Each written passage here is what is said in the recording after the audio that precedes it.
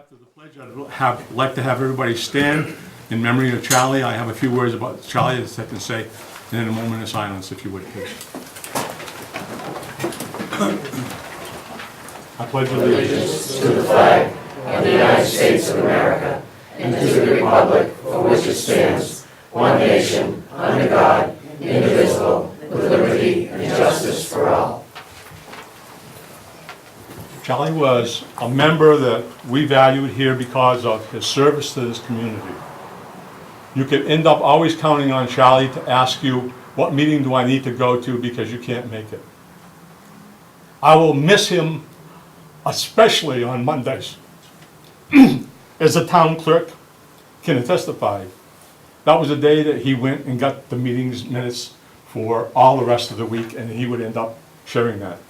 He didn't have a computer, he didn't tweet, in fact, he only got a cell phone in this last year, but he was a service to this community over the years in a number of instances. He also was a person that was very giving. He had a woodlot that it ended up fueling a lot of homes for heat, and I can attest to his generosity when last year, after he got his 90,000 bees, he ended up saying, and proudly showing me his 90,000 bees and saying, I got these 90,000 workers. And I said, gee, Charlie, I think some of those 90,000 workers have been over my garden getting some of your honey.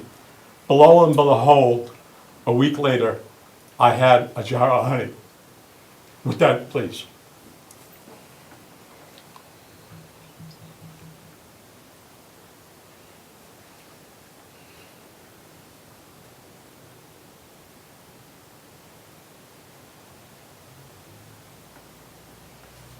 Thank you. Seeing we have a large agenda, I'm going to end up asking folks to end up holding their questions and their comments till after we go through the agenda. There's quite a few things that we want to end up going through. You'll notice in your packet you have the list of stuff. First minutes that we have is July 24th.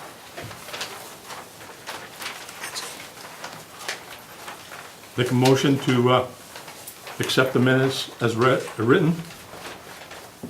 Make a motion to accept the minutes as written. I have a second. Second. I have a motion to accept the minutes as written and a second. Any discussion? Hearing none. Mary? Yes. Joel? Yes. Mark? Yes. And I'll vote yes.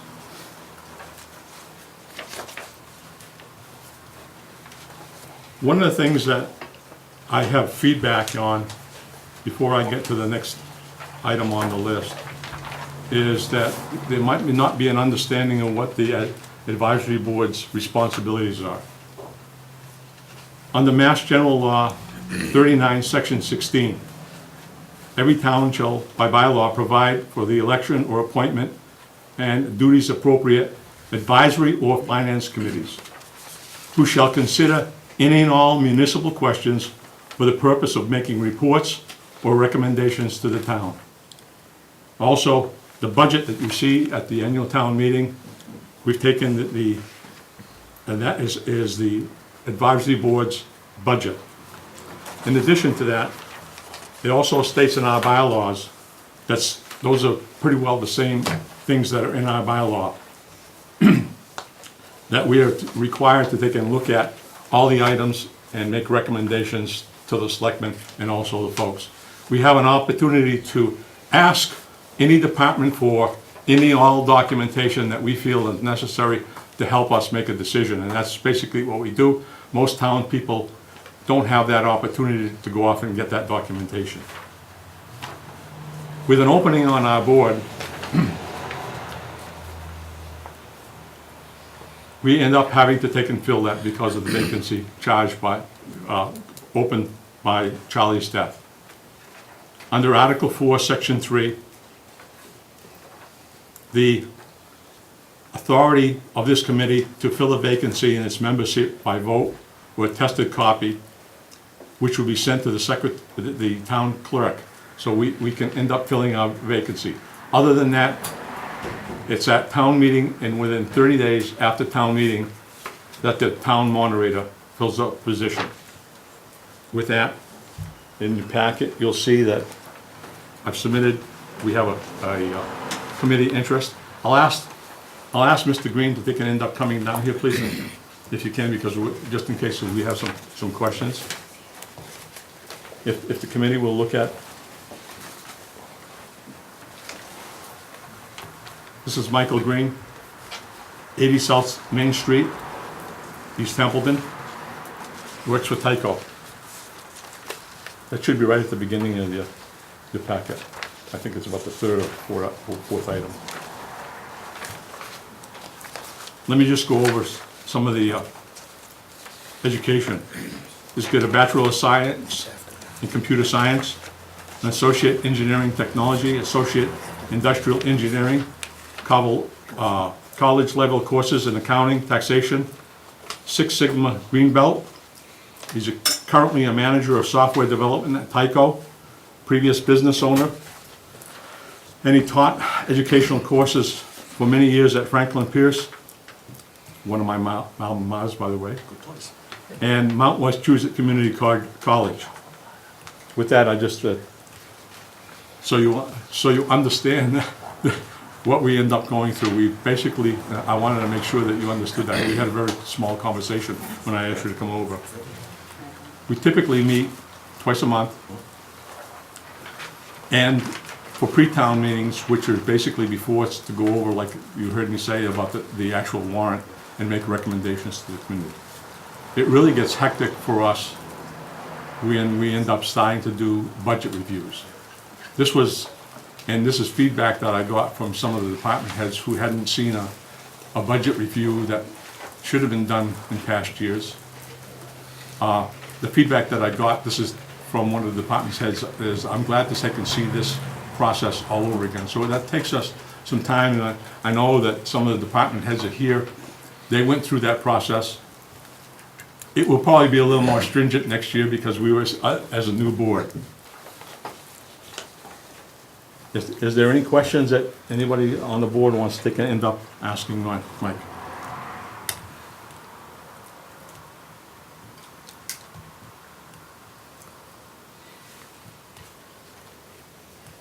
None? I have one, not Yes, go ahead. necessarily for Mike, but for you. Yes. Did we look at all the applications of people that were I interested in the board? ended up, I didn't have a lot of applications. I had a lot of inquiries over the last 6 months, 9 months. And basically, we didn't have an opening. And I said, if we have an opening, please feel free to fill out an application. This gentleman has filled out an application. And I kept trying to keep track. If nobody had filled out an application, I would have gone to each of those individuals as I heard from them and asked them if they were still interested. And that's my intent going forward, is to, we've had a number of people make inquiries. He was just. I remember, I thought I had to send mine to Dave Bergeron when I first. That was applied. at the town meeting. You were actually appointed by him, but not by this committee. Oh, okay. That's the difference. That's why I wanted to spell that out, the differences between what we end up doing when we have a vacancy now versus after the town meeting. Okay. Just wondered. Any questions by any of the members? No? I'll entertain a motion to vote Michael Green as a member of the advisory board. I move the advisory board to accept Mike Green as a member. I have a motion. Do I have a second? Second. I have a motion and a second. Any discussion? Hearing none, seeing none. Mary? Yes. Joel? Yes. Mark? Yes. And I'll vote yes. I like that at this time, she's not really here for this, but it was an opportune time to have the town clerk come up and swear this gentleman in so we can end up having business with this gentleman. I'm putting you to work hours outside of your regular scheduled time. Overtime. Do you swear to faithfully and impartially, according to your best skill and judgment, perform the duties of advisory board member for the town of Templeton? Yes, I do. Thank you. Mike, if you come up. Right here, this is where Charlie would generally sit.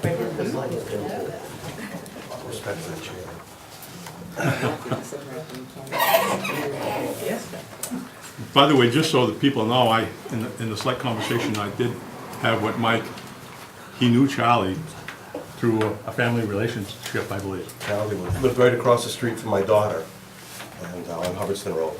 And he frequently went over and talked to my daughter, and he actually came over one day when me and my son-in-law were working on the car, and my grandson was out there with me, dirty and grimy, and he just thought that was great to see the kids out there helping everybody. So Charlie was really good to my grandkids.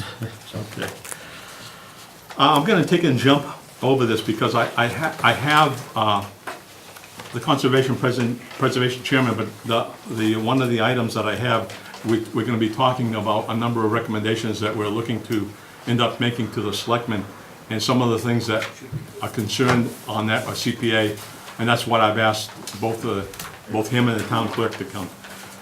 If you look at the advisory board finance FY14 goals, that's in the packet. If you come through. Everything in the black print is what we have looked at and voted on previously. In the light print is something that I thought that we might consider before we finalize this and put this on the website. This is to continue to look at cost savings opportunities and communicate our recommendations to the Board of Selectmen.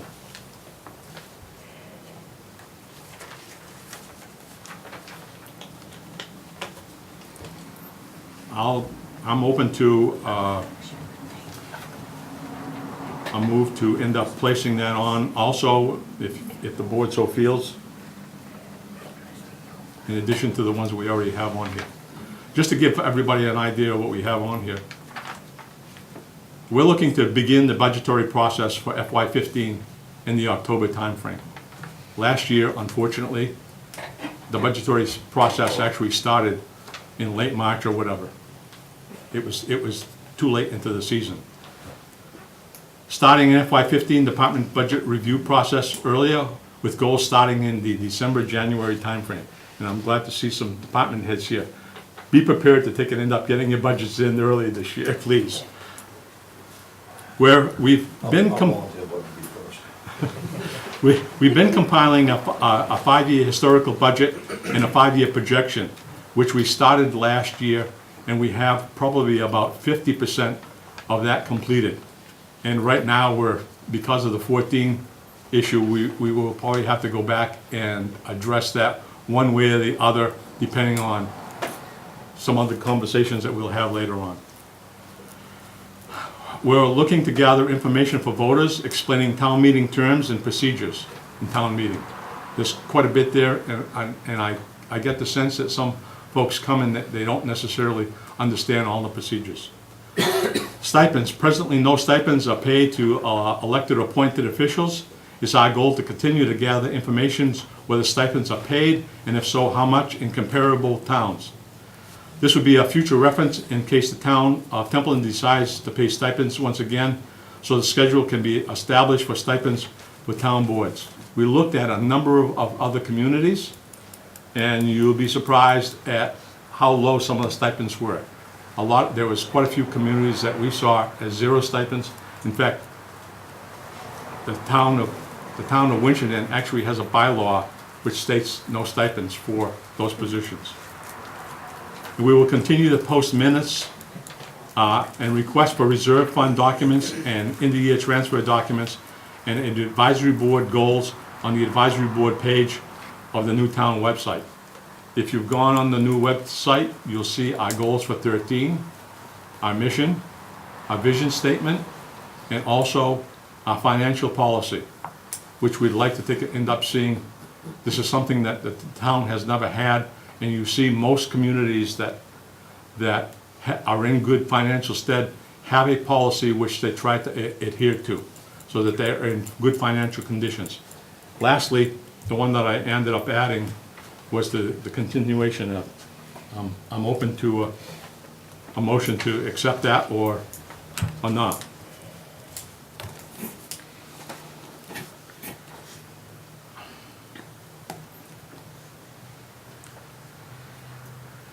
I move that the advisory board vote to add this to our list of goals. To add that? Yeah. Do I have a second? Second? I have a motion and a second. Any discussion? Hearing none. Mary? Yes. Joel? Yes. Mark? Yes. Mike? Yes. I'm gonna have to get used That's to that okay. one. All right. You can call me anything you want. Yeah, Almost. and I'll vote yes also. So you should see that on the website. Getting to the FY Advisory Board goals for the recommendations for the selectmen. This is why I asked if I can have Mr. Henshaw come up here. I've asked him to come to actually end up talking about some of the criteria as to how you get CPC funds. There's a process.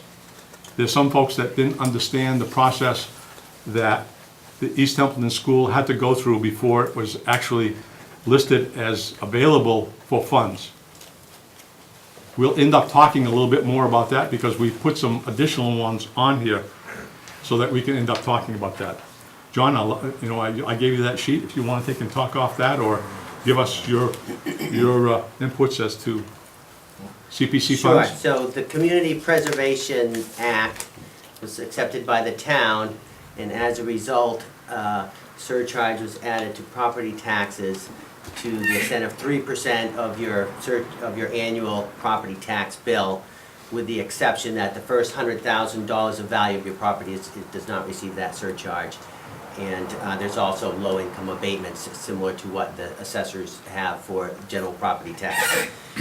Those funds are then matched by the state based upon a formula, and the revenue that the state receives and administered by the Department of Revenue, receipts from deed transactions. If a town has placed the maximum allowed surcharge of 3%, they are eligible for up to 100 to 3 rounds of funding. So initially, when there were fewer communities that had voted that in, there was always an excess and all the towns got a 100% match. As more towns came on board, I believe it's around 150 or thereabouts of the 351 communities in the town have passed it, so not quite half.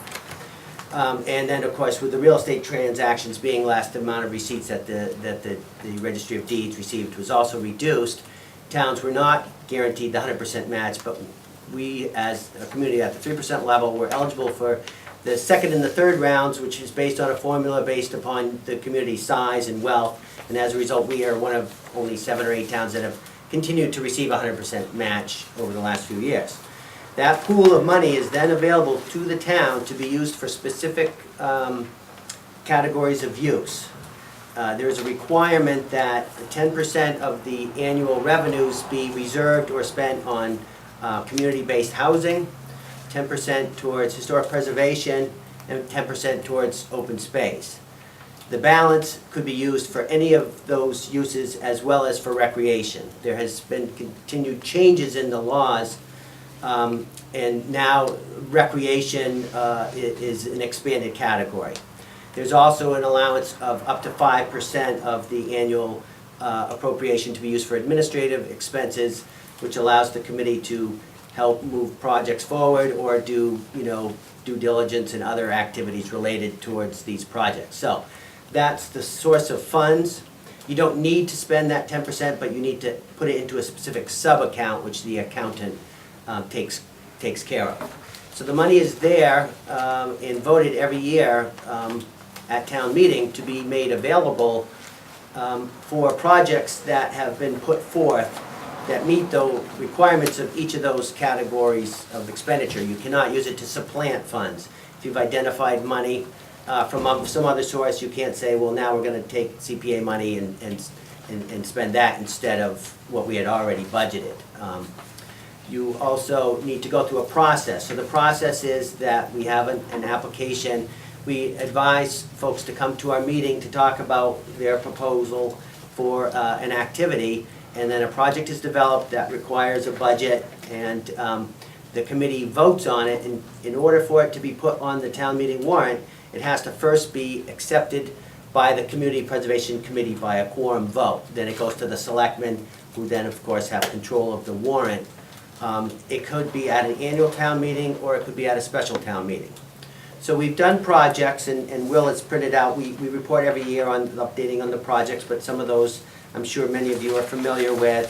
The tomb restoration project up at the First Church, behind the First Church, the Grange Hall, the conservation of the Dwelly Farm, a generator for the Housing Authority at the 99 Bridge Street, the World War I monument restoration, the purchase of approximately 96 acres on Dudley Road for open space. One of the first projects we did was the restoration of a Templeton Road and Highway book. That was a good project because it was our first one, and it was only $800, and so that was fairly straightforward.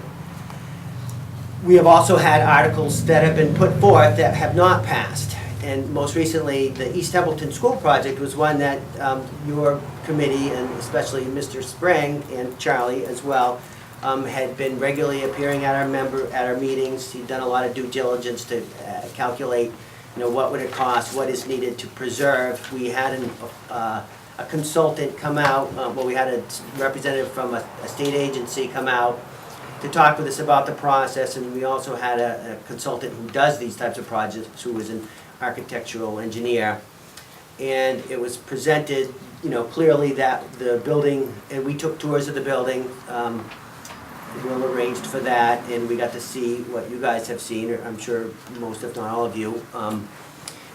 And it was determined by the committee that it certainly is a property that should be preserved, and the primary issues were the drainage, the roof, and keeping heat in there going forward. A project was developed, and it was the decision or recommendation of the committee to make the project to be preserved and evaluate for a future CPA project to, in order to use the funds, we have to comply with the state regulations, which means we have competitive bidding issues, and we have also the standards by the Department of the Secretary for any preservation project must follow these guidelines. And in order to do a full project, you would need to have an architectural firm on board. And so it was rolled into both the preservation and the development of a full-scale project that would allow us to give a full and accurate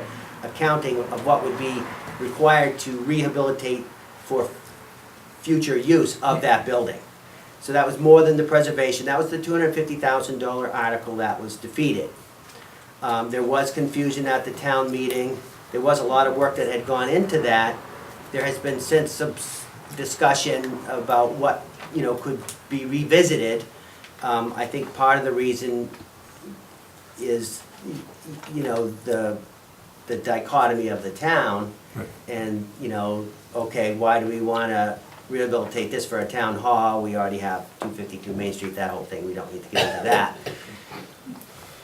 We recognize that in order to, we did get confirmation that we could use CPA funds to preserve the building, just to put it in a state that it would stop the bleeding, if you will, to make it in a condition that we know it's not going to deteriorate at an accelerated rate, would have a new roof on it. The major issues, as the committee saw, was the roof, the drainage, because the actual drainage off the roof falls along the side of the building.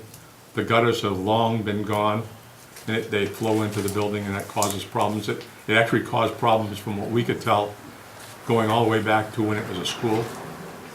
Documentation in the school shows that they had a dehumidifier running there when they were in the school. And finding out that the steam boiler has over the years had a number of issues to end up putting an oil-fired boiler at what I call a minimum cost of less than $50,000 throughout that entire building, multiple zones, and it would actually kick one boiler on in the fall, and when you need it in the winter, it would kick the second one on, just to stabilize that building until the community could decide what to do with it. We have some recommendations that we'll be talking about. As far as the committee is concerned, we actually prioritized, and I'm glad you're here, that they can end up hearing this, and some of the selectmen also, because we'll be coming to the selectmen with those recommendations later on. But I want to take at least add that from our perspective also, John. And the criteria, it was very important to get the criteria for that building. Some people didn't understand because the name of school was tied to the building. Just because it was called the East Templeton School, we can't go to other school buildings and use CPA money. A certain criteria has to be met in order for it to get CPA money. Okay, and if I could just elaborate on that specific Yes, go ahead. detail, because in order to be eligible for expenditure of preservation funds, a building must be either part of a historic district or declared on the historic register, which we have buildings, and the Grange Hall is in the historic downtown, Templeton registry area, and East Templeton has some, and that's recognized by the state and the federal government, and that says, okay, this is worth preservation. A second category is if the local historic commission declares that this building or this asset is significant to the history, culture, let me make sure that Yeah, culture, let me do- history, architectural, the- and it- archaeology. or has been determined by the local historic preservation, local historic commission to be significant in the history, archaeology, architecture, or culture of a city or town. So we did go to the historical commission. This is separate from the society. This is the actual representatives appointed by the select board to be on it, and John Brooks as chair. And they discussed the merit of this building as it pertained to, they would not go forward and say this is a historically significant building for terms of architecture or anything like that. It's a 1910-ish vintage. 1920s. 1920s, so it's not classic architecture and whatever, but it is significant to the cultural history of the town. Been used for years as a community center. The Boy Scouts used it. It has a stage in there, and that was one thing that would need to be renovated back to full use if it was fully done as a community preservation project for reuse. So there's two things that we would need to be clear on. There's the preservation of the building, which is the prevention from further decay or, further accelerated decay. And then there's the rehabilitation for reuse. When you go to reuse something, you have to go through a process where the zoning enforcement officer, the building inspector, has to, indicate what would be required to get it reused for an alternative town use, whether it's a town hall or something else. And you must also comply with the Americans with Disabilities Act and the statewide access board to make sure it's compliant in that respect. And then you have to follow all the Chapter 30B procurement rules and all of these other regulations associated with this rehabilitation. The preservation of the building requires that you do due diligence to protect the asset, but it does not require that you place a deed restriction on the property, so it does not prevent its subsequent, reuse using other funds or even conversion to other ownership. In other words, it could be sold, or Right. it could be, whatever. So we had some discussions just this past year to say that maybe the townspeople would be interested in just preserving this building and not going into the quagmire of pushing forward for reuse. That slows the process down to making it reused, but it would protect it using funds we have, and it could also, I know the select board and the advisory board have looked at the contract thing or whatever that is. Yep, As performance another, contracting, yep. as another way to get that back into a condition that it could be used for town offices to help, on the finances. Let me just add to that, because when I initially went in, we had actual estimates for that building, not knowing what some of the restrictions were, because I ended up learning quite a bit from the preservation folks on what could be done and what couldn't be done under the act. And it was deemed just that they can end up saving that building. Because the actual costs of estimates to do the following things: and I say the following things, is the roof, the boiler, increase the insulation in that to R60 in the attic, new windows, new doors, a handicapped ramp, and that's just, and end up going into a handicapped bathroom, upgrade the electric, upgrade the bathrooms, and let's see what else, there was one other thing too. Came to less than $600,000 from the estimates that we got. Oh yes, we found out that, and it's luckily that Charlie and I we're going to a number of meetings. We went to the senior oversight committee and found out that a building of this size required to end up having a sprinkler system in. Based upon the senior center getting theirs done for, I think it was either 25 or 27,000 and 10,000 square feet, it was estimated that it would probably be around 40,000 to end up doing that building, since it was an older building. So all told, that was significantly less, but if we end up, and we talked with the historical folks, if we had gone through the historical route, we would end up having to make that building look like it did in the early 1920s. That would drive the cost of the windows, as an example, from about 80,000, and everybody's seating, to 240,000 because of the type of windows. I mean, it was just unbelievable as to the increase in some of the costs for historical restoration. So we chose not to do that. We chose to end up trying to save that building for the community and figure out what we can do it, whether it ends up having some type of use for the community by police, fire, or whatever, or selling the building. And you'll hear us talk about that a little bit later when we get into that. I'm sorry, but I wanted to make sure folks understood that it wasn't just one little process that we got to. It was we had a lot of dialogue going back and forth over a number of meetings.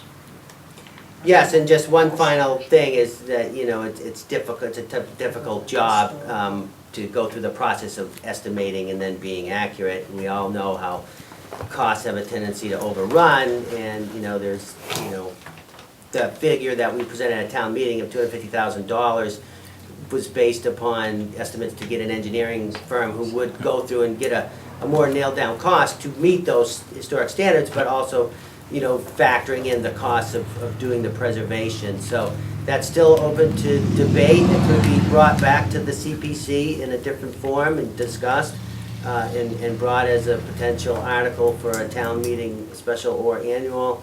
That would depend upon an advocate bringing it forward. And another thing that we as a committee need to do is hold a needs analysis meeting, and that's an opportunity for people to come in and discuss what are the needs of the town in terms of community preservation, which are not just historic preservation, but also the open space, the affordable or community housing, as well as the recreational uses. And we were originally going to have that tomorrow, but we had to postpone it. We will be posting and putting an ad in the paper and hoping people will show up for that. But we do have a monthly meeting. It's typically the first Thursday of the month, but not this month. Just, and looking up at, I was kind of astonished that we as a community, as small as we are, I bet you most people don't realize how much money between the town and the state has come into the conservation and preservation. It's the committee. community, just a community preservation. Community preservation. It's over $1 million, and we haven't even accounted for approximately $100,000 coming in for 13. It's actually 1 million, from this is state website, $1,054,204. So that matching has helped this community get a lot of money in there that's available to end up helping not only this building, but as you'll hear us talk about it a little later, we have some additional projects that we'd like to see as an advisory board to help save the town some money on other aspects. Anything else, Sean? No, I'm just available should you have any questions or anything. Okay. If you'd like to take and stay, on that. I appreciate it. Thank you. Thank you. Thanks. Thank you very much. Thank you very much. Now to get to the advisory board recommendations for FY14 that we'll be presenting at some time in the future to the Board of Selectmen for consideration of their action. Let me go through them. Again, it's listed in your packet, the ones in bold print, the ones that we had already talked about. There's some additional ones that were on the outskirts that we really didn't vote on per se, but we did have some level of discussion. I added those to take and see if we would end up discussing them even more. Insurance Board. Reestablish the Insurance Board in the first quarter of 14. We're hoping that the selectmen end up appointing folks. Seek bids for town insurance for 15. It's been at least 7 years since the last bidding process. I brought this up, and the advisory board brought this up last year. At the time that it was brought up by this, we had already heard from one of the mini treasurers that we had somebody come in from an insurance company and actually state to them that I could come in and save the town $85,000 in insurance if you let me come bid. That's a significant amount. That could be used in a lot of places. So we will again be pushing on that. Establish a centralized inventory of all town property and equipment to better manage, replace, and acquire. Every large business that I know of, that I've worked in, has that. So they know what they have for equipment and what period of time it's good for. Here's one that I thought was very interesting. Grant writing applications. Investigate the possibility of a college student working as an intern to help with writing grant applications. I'm going to skip over the ones that we have not discussed yet. The next one that we have already discussed is East Temple Elementary School. The building is a town asset, and we look at this as a 1 to 2 year goal. Try once more to obtain town meeting approval for the expenditures of CPA funds to secure and stabilize the building from the elements. New roof, heating system, drainage around the building. As number 1.1, explore performance contracting opportunities for East Temple Elementary School. 2, demolish the building, making the lot available for resale or reuse. The cost of this was estimated, and this is on a verbal estimation, to be $100,000. And that money would actually be put against your taxes, folks. It wouldn't be coming from CPA funds. If the town has to end up tearing any building down, that's the cost, if it's a town building. Sell the building. Yes, Just for one clarification, you can use CPA monies to tear a building down to create open space, but you could never use that space or sell it, so it'd be lost as a it would be buildable lost. property. Thank you. But I didn't know that. That's good if it was information. dilapidated and you wanted to put a park there, you can use CPA money, but if it's dilapidated, you want to tear it down and build something new, that would not. I could think of another building that would be potential to do that, but we don't have it on our list. To sell the building is assessed at over $900,000, but the market value is much less. I ended up doing some research on that particular aspect, and to take because I thought about that and said we could end up selling that building, but it's probably doesn't have as much value as far as the asset goes. If anybody has read the Telegram, the town of Holden, and Chief, if I could bring that building to you, I would. Their police station, which they've abandoned, which was built in 1978, they have been trying to sell for the last 3 to 4 years. They can't give it away. They're going through the same process as you heard through 2252 in getting the actual bidding process. Because you can't get a real estate person involved because you can't end up getting commissions. Their latest one And that building, if you look at it, is in real good shape, and believe me, boy, I wish we had a police station as good as that one is, and even as old as it is, because I've been in that building with the chief many times where he's presently at. They're presently trying to list it as $425,000. That's down from the market value that they had originally of almost $700,000, over $700,000. So I mean, that's another possibility. Lastly on that, leave the building unoccupied and unsecured and to take and deteriorate. Of course, if you leave it there, you're gonna end up eventually having to tear it down. Those are really the options that we saw, that we'll be making recommendations to the selectmen as to how we go forward and what they wanna end up supporting. Just as a note, one of the biggest problems we've had with that building, it hasn't been publicized. I'm publicizing it for the first time. The chief is well aware of this. No less than from June to August 1st, that building has been broken into 5 or 6 times. Broken glass, etc. We've had to go in and clean that up. And also the mess that whoever's going in, they leave trash that has to be cleaned up because it becomes a basic fire hazard. I won't say any more about that, chief. But I know the chief is aware of that. In addition, the following items are what we're looking at actually adding on, and it's on the list in light print. Develop a fund for employee separation costs, including benefits, unused sick, and vacation and other benefits. I know we have one for folks that are retiring. That was voted on by this community. But we don't have, and what we pushed for last year, because we went through a downsizing operation, and we fear that we may end up having to do that again this year. There's folks that if we had to do that, it's not just unemployment as they go out the door. Some of these folks have vacation time, they have sick time, which we are obligated to pay.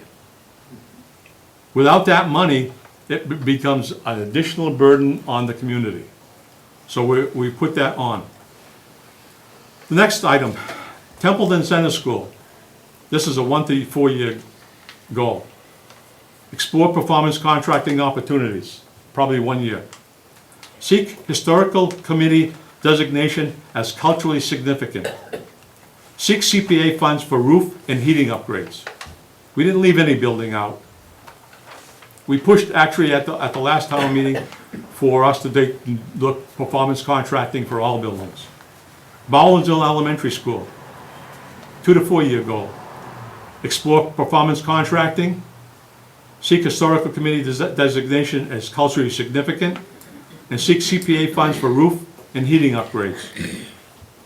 That's to help until we end up, even with the kids in there, we would end up having to do that regardless of when we get to the school. And lastly, town clerk records. We look at this as a 1 year goal, John, and at least I am on this as far as that goes, and I've had some conversation with the town clerk.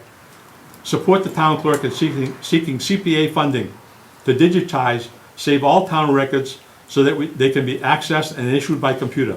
This will save time, money, and help preserve town records. One of the things that I just had to end up doing, I had to go into the city of Gardner, and that's just one, I mean, I'm sure other communities do this, and get a birth certificate for my son. I went in there, in less than 2 minutes, I had a copy of that birth certificate, stamped, notarized, and signed.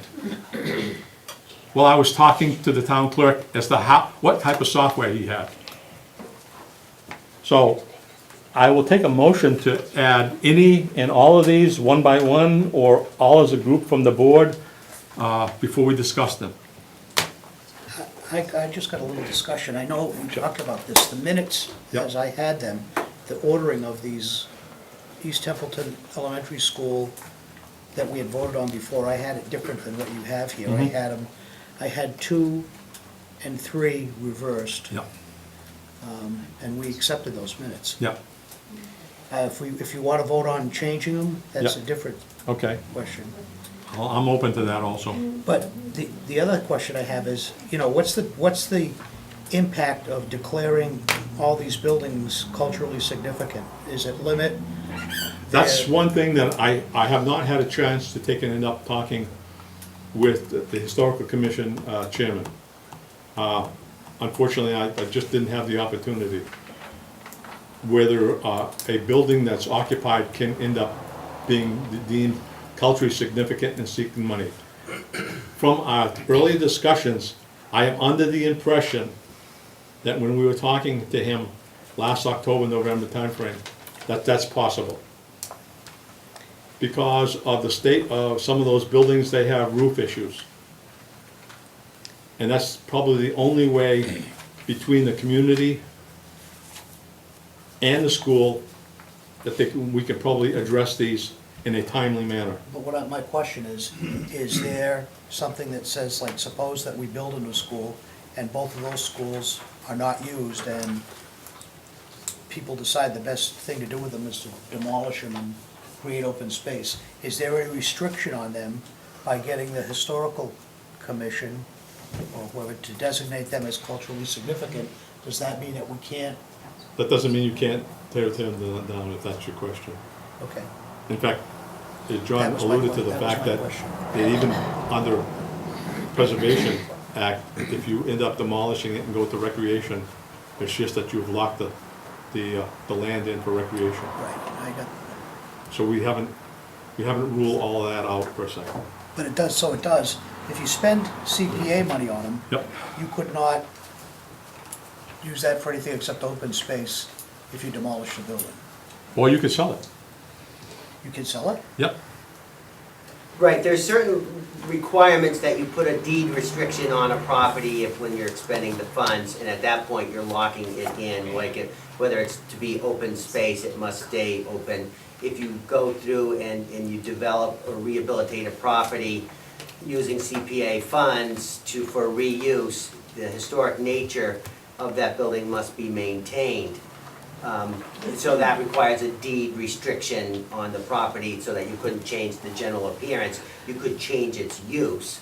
But to preserve it, it was the discussion with the architectural engineer who does CPA projects for a living is no deed restriction placed on the property, which then enables the town people to, full flexibility on its future dispensation. The issue of the historical commission indicating that it's of culturally significance, that doesn't put a legal binding, restriction on that. Thank you. But everything, the caveat always becomes these warrant articles and lawyers always get involved when money is spent, but, I'm not a lawyer, but, these are my understandings of this. any other questions of John? Well, I won't take any questions until after, please. I'll undertake a motion on one, all, or none, depending on which way the board wants to go. I'll move that we add all of them. Have a motion to add all of them as written, Harry? Yes. Okay. I have a motion to take and end up adding all of them as written. Do I have a second? Second. I have a motion and a second. Any discussion? Hearing and seeing none? Mary? Yes. Joel? Yes. Mark? Yes. Mike? Yes. And I'll vote yes. So sometime in the near future, selectmen that are present here as citizens, you will see the chairman come before you at some time in the future. Now to get to the really hard part here for us. Received on the 29th of this month, by law, from the Jill Berry Treasurer of Narragansett Regional School District, is the assessment for the school, which impacts the community. One of the things I want to end up having each one of you look at it is that there's a graph I put on, I think it end up showing what the actual budget of the town budget was from 2007 to 2014. So that some of you can see that. You can see that it peaked in 2012. We're down about $700,000 from that time. I want to use that as a reference. Okay, let's get into the actual discussion here. Narragansett Regional School District has requested an assessment contribution from Templeton to be $4,981,000. Annual town voted $4,430,000. That leaves approximately, that leaves the town budget out of balance by approximately $551,000. We cannot have a budget that's out of balance. The state requires town budgets to be in balance. So we have some options. Options which the selectmen have. Ballot question for override, a minimum would be 35 to 40 days to take place when they vote for this option. Call for a special town meeting, a minimum would be 35 to 40 days to take place when they vote this option. Notify department heads to reduce staff budget by some percentage to reach the $551,000 with 30-day notice to the employees. And this is by, you have union contracts that you have to end up doing that for. That's a requirement. If the override does not pass, then the cuts would take place. So if you have an override vote, it passes, you at least have covered your bases, and the bleeding has at least, we don't have additional bleeding. The next thing I end up having in the packets for all the meetings, the members, was each budget. At a department head meeting, each department came in, they were concerned, as well be they should be. The first part of this, I want to take and end up talking about possible budget cuts and what we would recommend as the course of action. As you can see that after 3 months, and we're into September already, with 30% cut, we would be able to take and end up making those cuts to get to the 551. Unfortunately, because of the way the process works, and you just heard me say the 30 to 45 days, if they are not done in conjunction with each other, it would add longer to that. So the earliest possible would be probably November 1st. And as you can see, taking 30% of all the budgets, leaving it up to the department heads as to make the, you're not going to have this board recommend individual cuts. If that's what people are coming for, this is not the place. We'll make recommendations to the select board as to the level of cuts that they should look at. But how they dispense those would be up to them and the department heads. 30% cut would be effective November 1st. And we can probably end up making that pretty well by taking 30%. I want to take and end up letting my board look at these figures and kind of digest that. While they're looking at it, I'll state my position very clearly. I don't see any way not to have this happen next Monday by the select board to say to the department heads, you must make cuts, to give a 30-day notice. At the same time, we are going for a special town meeting and an override vote. They have to happen at the same time. It would be irresponsible for us as a community and community leaders to say something different. Why? Because if we wait one more month, that means deeper cuts than 30% to get to the 551,000. That's just facts of mathematics, folks. I can't change that.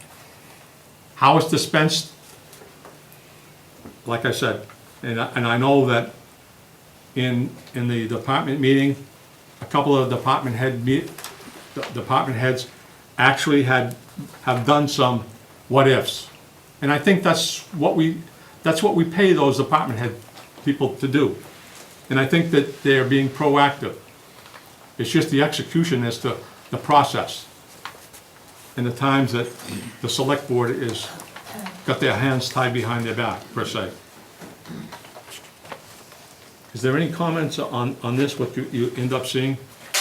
I mean, I'll entertain, you heard my thing as far as having the select board actually put out a percentage cut come Monday. And that would be my recommendation, but I'm only one member on the board.